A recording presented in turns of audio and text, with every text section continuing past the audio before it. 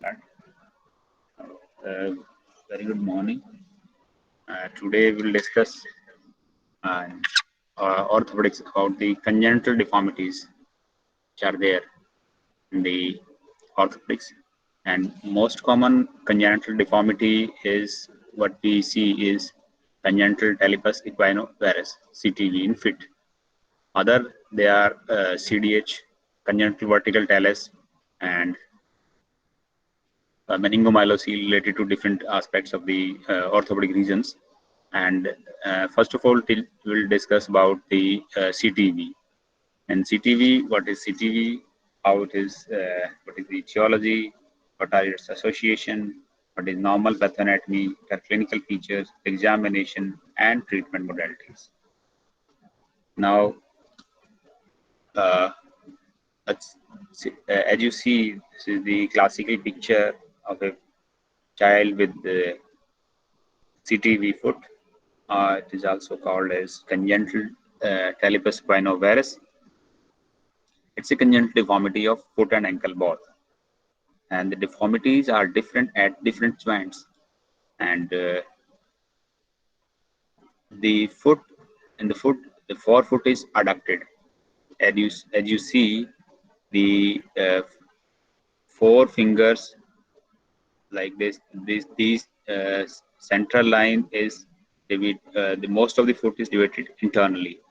There is forefoot adduction, and there is cavus. Cavus. That means the arches they are increased at the mid tarsal level, and equinus at ankle, and varus, varus of the subtalar joint. Now, next is what is inversion? Inversion, you all know inversion, movement of the foot, eversion and inversion. Once you raise the medial border of the foot, it is inversion. When you raise the outer border of the foot, it is eversion. So, what is the deformity there? There is inversion. And cavus is high arch foot, and adduction is the foot is toward midline. That is adduction. Now, this is the incidence is 1 in 1,000. Male is somewhat more involved in these cases. Right side is more common, and mostly sporadic. Bilateral fit is seen in 50%. 50% of cases are with the bilateral. And this is about the incidence of the deformity. And the causes, mostly etiology is idiopathic.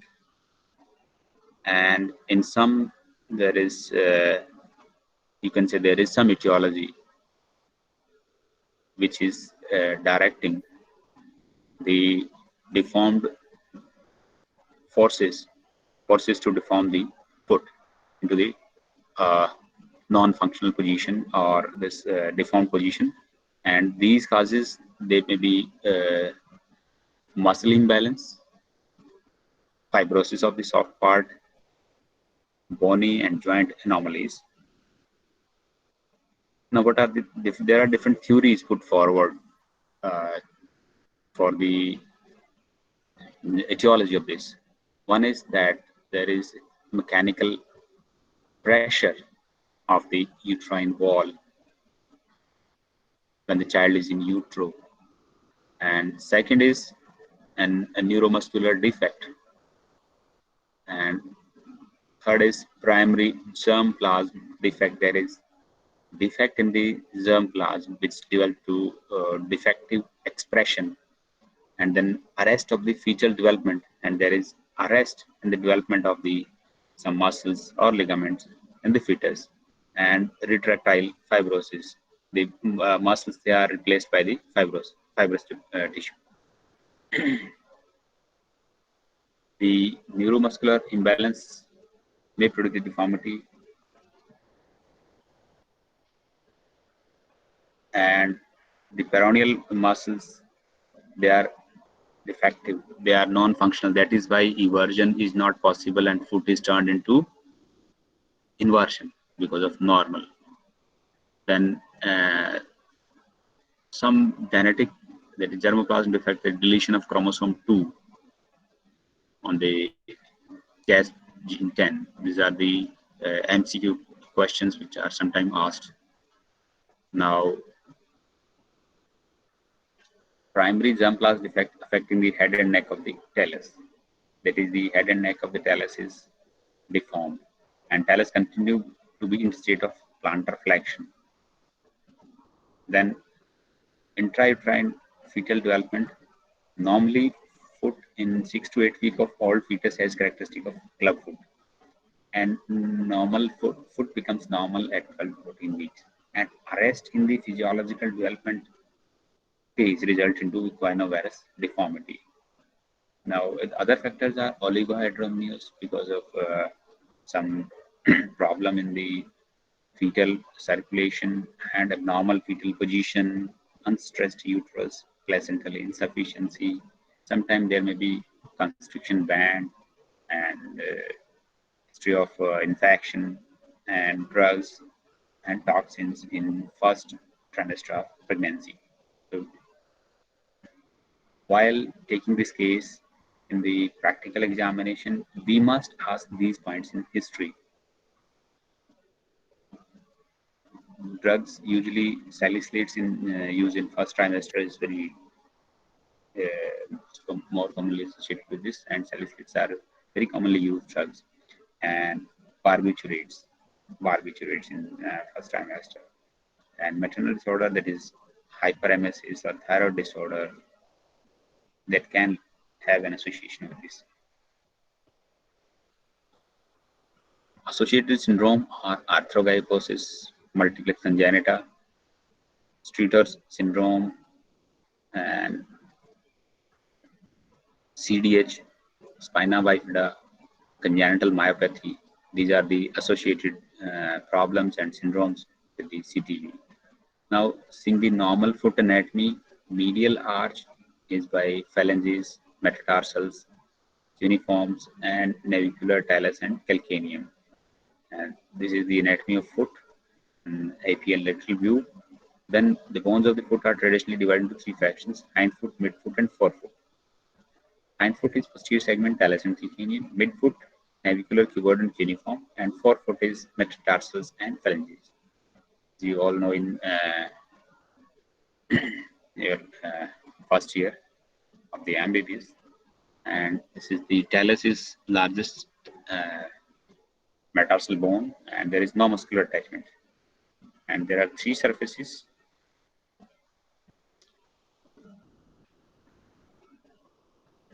There is a larger triangular facet shaped, larger facet, lateral facet, which is triangular, and smaller medial facet, coma shaped. On the superior, on the talus, there are articular surfaces, and there is no muscle, no muscle is attached to this bone, like same as there in the scaphoid in the upper limb. Then the calcaneum, again, they are the anatomical points, and navicular between the head of talus and cuneiform, the attachment of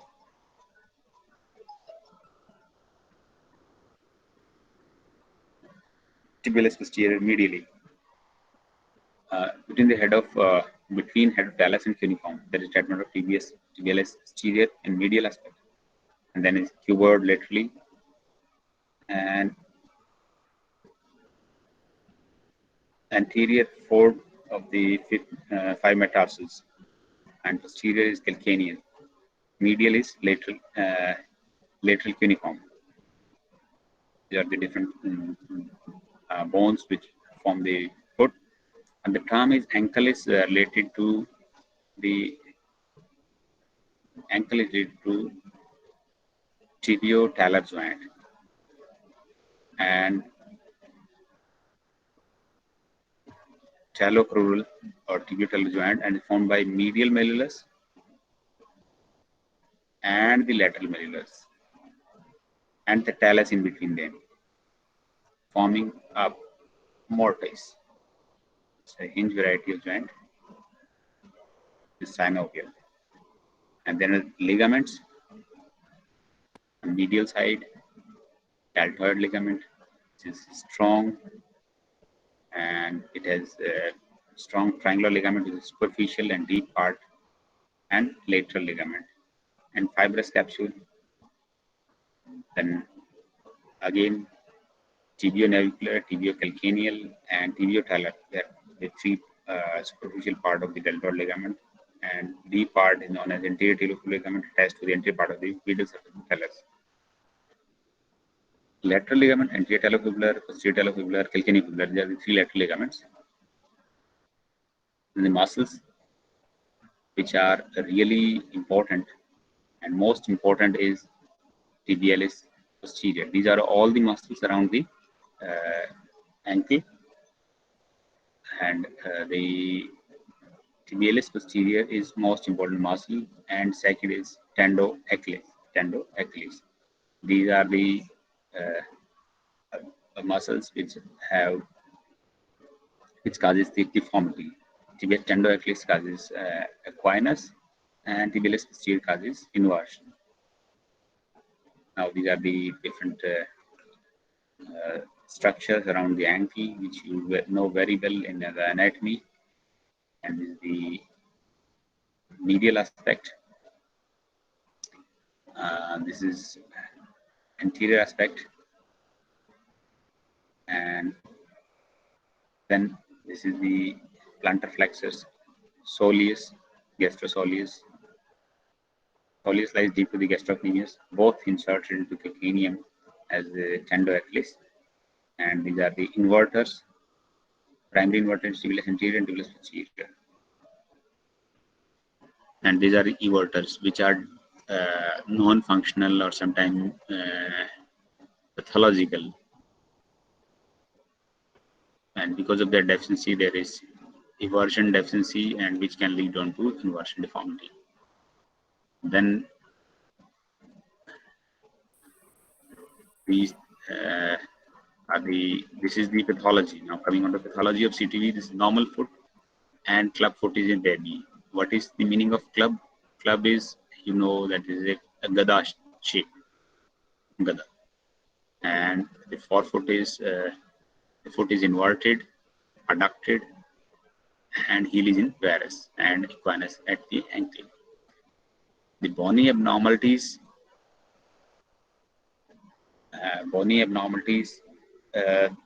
navicular is displaced medially. Navicular is displaced medially, close to the medial malleolus. You see, this is medial malleolus, this is navicular, and angle between the head and neck and body reduced from the 150 degree to 110 to 100, 115 to 130 degree, and calcaneum is adducted, inverted, and lies beneath the head of the talus. And the tarsal bone, which are mostly made up of cartilage, are in most extreme position of flexion. That is most important one. The most important, they are in extreme position of flexion, adduction, and inversion. These are the soft bones, and this comes into the pathological position because of tight muscles or ligaments or contractures. These are the different soft contractures. Posteriorly, there is tendo Achilles, which is contracted, and tendo Achilles is attached distally and medially on the calcaneus. Tibiotalar capsule on the posterior side, talocalcaneal capsule, posterior talofibular ligament, and calcaneal. So there are the posterior from superficial to deep. These are the structures which are tight, and during operative release, these has to be released. Sometimes if the patient needs operative intervention, especially in resistant cases of CTV. So most important is tendo Achilles, then the one muscle, then the two capsule, tibiotalar and talocalcaneal, that is subtalar and ankle joint capsule, and posterior talofibular and calcaneofibular ligaments. Now, medial structures which are tied are tibialis posterior tendon and deltoid ligament, and talonavicular capsule, and spring ligament, that is deep deltoid ligament, and Henry's knot. Henry's knot is it is the knotting of flexor hallucis longus and flexor digitorum. Flexor digitorum, there is intervening of the tendons in the foot.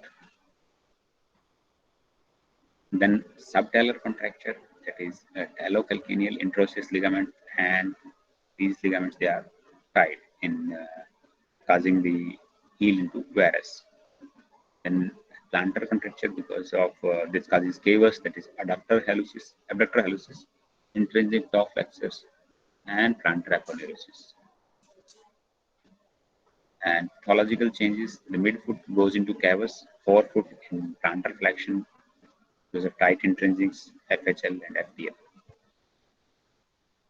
Forefoot adducts occur at the talocalcaneal navicular joint and subtalar joint because of tight tibialis posterior. Hindfoot varus, talocalcaneal and navicular joint. All of the talus moves inward, and medially forefoot faces upward. Tight tender Achilles because of tight tender Achilles and tibialis posterior. This forefoot faces medially. Usually it is plantarward and normal foot in the child.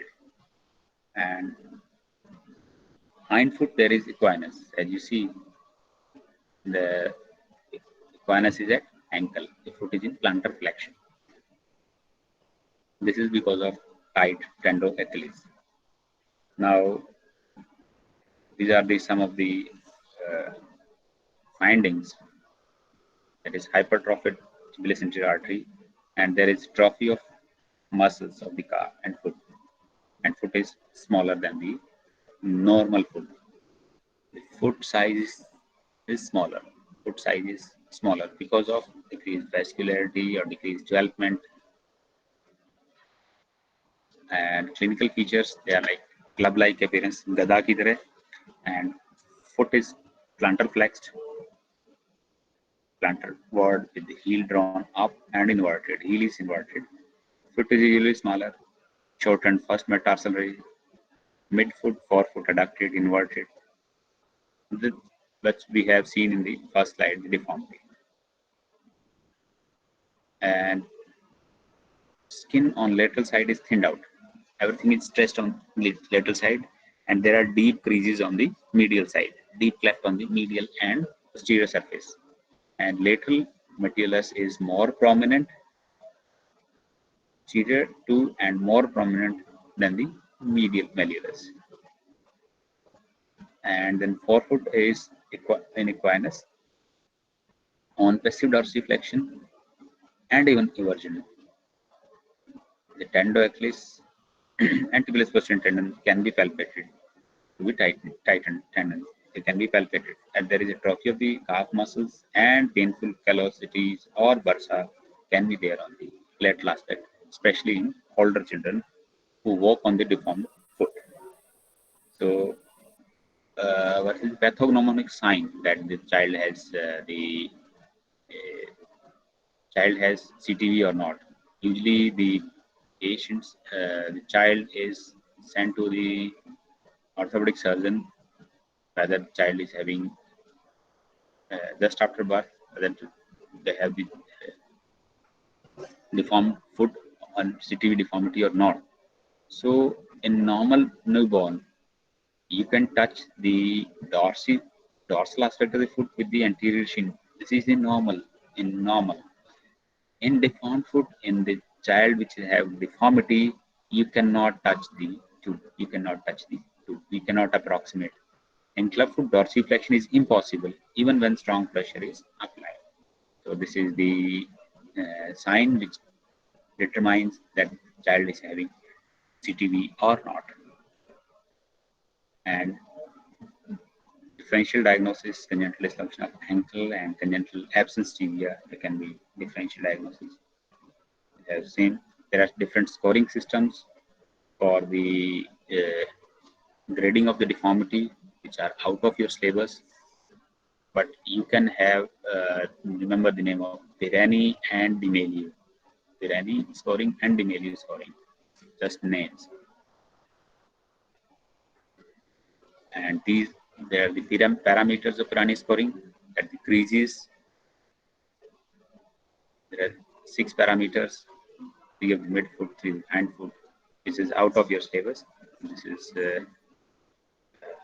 depending on the creases and deformity. Then D'Amelio classification is, and this is almost the same, but points they are different. Equinus deviation in sagittal plane 0 to 4 points, varus deviation 0 to 4 points, derotation of calcaneopedal, calcaneum and forefoot, calcaneum, midfoot, and forefoot. It moves in synchronicity over the talus, So this is a calcaneopedal. All the bones, they are acting as a block of bone. So the rotation of the calcaneopedal block and forefoot adduction. The D'Amelio classification. These are out of your syllabus grades. Now, how will you diagnose these? After you can go for this is diagnosis is usually clinical, and you can have radiograph. You can advise the X-ray of the part. Foot should be held in position of rest correction with weight bearing. To know the development of the bones, which bone is deficient or not developed. Usually, the navicular is developed later in these cases, and there are different angles between the talocalcaneal APV angle and talus first metatarsal angles, which are for diagnosing this. Normal 20 to 50 degree, if there is the angle is less than 20 degree, it is if the angle is less than 20 degree, it is CTV. अभी time लगेगा have these 20 minutes. And talus first metatarsal angle to 30 degree in valuation. So there is varus angulation. This is the AP radiograph. Normal foot, talocalcaneal angle.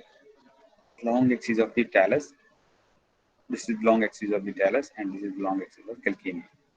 Talocalcaneal angle is 20 to 50 degree. If it is less than this, then this is CTV. Lateral radiograph, again the talocalcaneal angle and tibiocalcaneal angles. Normal foot along the long axis of the talus and long axis of the calcaneum, and this is in CTV less than 25 degree. Then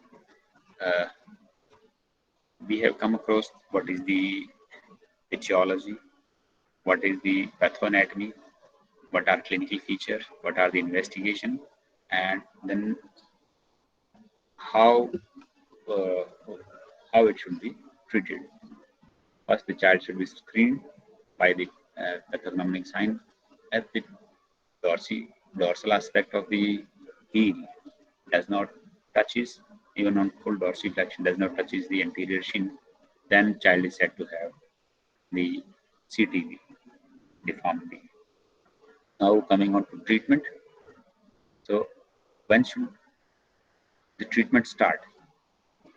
Treatment should start as soon as possible. It should be the as soon as possible. And what are the aim of treatment? Aim of treatment is painless plantigrade foot. Plantigrade supple foot. It should be painless, and that we can be an issue. Usually, treatment is conservative. First is correction of the deformity by either conservative mean if conservative fails, then we have to go for operative. First is correction of deformity, then maintenance of the correction. Maintenance of the correction by giving uh, shoe modification or braces. So the correction of deformity involves uh, two methods. One is kites method, and the most recent, and the kite is the age old, which we usually take up. And in this kites method we correct the each component of deformity separately, and the order of correction is first we correct the forefoot adduction, then we correct the varus, and in last we correct the equinus. And we have to follow this adduction, varus, and equinus in sequence. And here the site of manipulation was cuboid. Cuboid. And if we do not maintain this order of correction, child can develop a rocker bottom foot. Now, the second method, which came later by Ponseti, is a great pediatric orthopedic surgeon, is given a method. He had just pushed the point of pressure from cuboid to the head of the talus, cuboid to head of the talus. And in this serial castings of lower limb, strictly defined technique, and weekly change of cast. In this, first and foremost movement is inversion. First and foremost, foot is corrected. In Ponseti technique, we do first we elevate the first metatarsal, elevation of first metatarsal, increase supinate the foot, increase the deformity.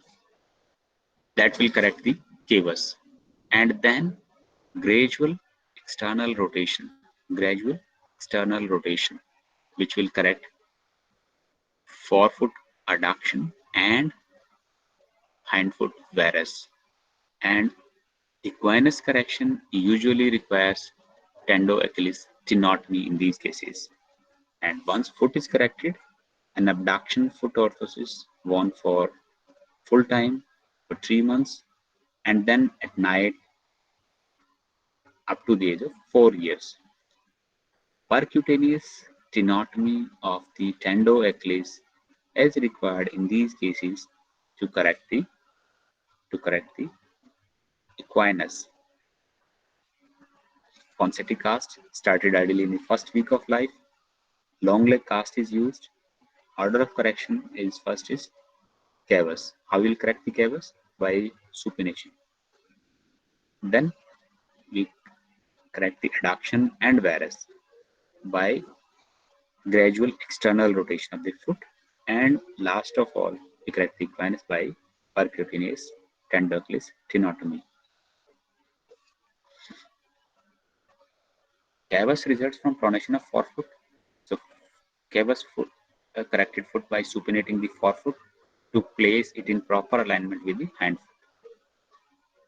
And cast is usually changed after 1 week. And trying to, if we attempt to correct the supination of the hind foot before correction of varus, it results in increase in cavus, there is increase in arches of the foot.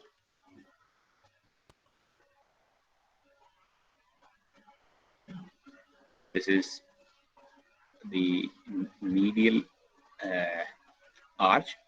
We just supinate. We just supinate the foot. Increase the deformity in first cast. Whereas inversion, adduction of the hand foot are corrected after correction of cavus. Manipulation, this is the question usually asked. The manipulation is at the head level of head of talus.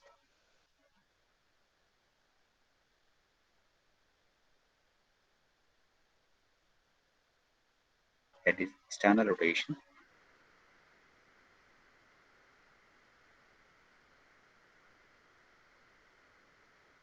So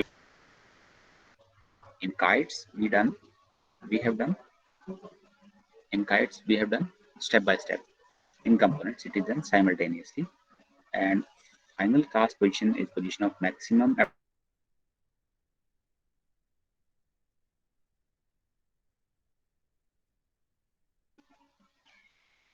If we do dorsiflexion before varus,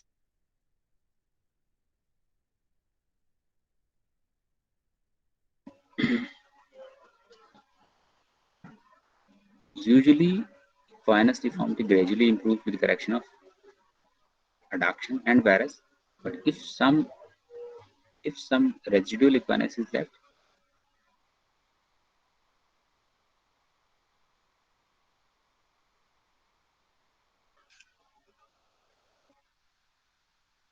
the technique of correction, this is how we inject the local, and then with this sharp knife we just give a nick.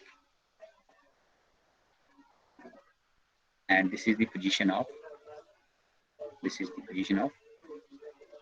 post pneumatic cast with foot 60 to 70 degree of abduction. See the position of knee and position of foot, how much it is externally rotated. Then bracing, they are worn full time for the first 3 months, and after that for 12 hours at night, and then continue till 3 to 4 years of age. Once child starts walking, the gravity corrects it.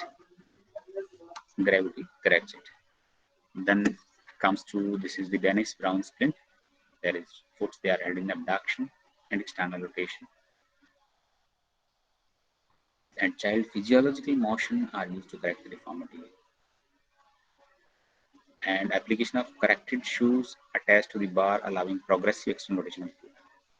The bars, usually you have questions in what is DB sprint, Dennis Brown sprint. Bars are in degree, position of 70 degree of external rotation and 10 degree of dorsiflexion.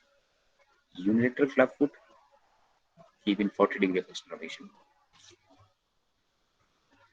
Now, if the child does not respond, usually they respond to the concerted treatment, and it is very successful method of correction of the deformity, and then correct maintenance of the correction cast, first cast, and then by serial bracing, and in last in CTV shoes. And then once child starts walking freely, the gravity corrects, the weight of the body corrects the deformity, and the management goes on till the adult size of the foot is reached. Adult size of foot is reached. Now coming on to surgical management, we should deal it within next lecture. Indication of the surgical treatment is indication of surgical treatment when the deformity is resistant, when the deformity there is relapse once it is corrected, and then it has reoccurred, or the child presents late. Child presents late, that is neglected. Child has not taken any treatment.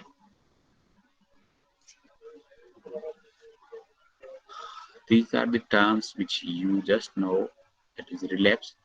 Initially there is corrected, and initially correction done, and subsequent deformity is less severe. Neglected CVT, CTV, deformity is severe and deformity worsen as child start walking. There are callosities and fissure prone to infection and ulcers on the foot. Different procedures, they are described for the surgical correction, which we will deal with in next lecture. That the different procedures they are for the different age groups.